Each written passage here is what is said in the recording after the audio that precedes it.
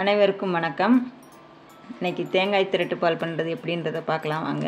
அதுக்கு ஒரு மிக்ஸி ஜாரில் துருவின தேங்காய் ஒரு கப் நாட்டு சர்க்கரை, 2 ஏலக்காய், கொஞ்சம் தண்ணி ஊற்றி நல்லா பேஸ்ட் மாதிரி மையாக அரைச்சிக்கோங்க. அடுப்பில் ஒரு வாணலியை காய வச்சு அதில் கொஞ்சம் நெய் ஊற்றி முந்திரி பருப்பு போட்டு அதை வறுத்து எடுத்து வச்சுக்கோங்க.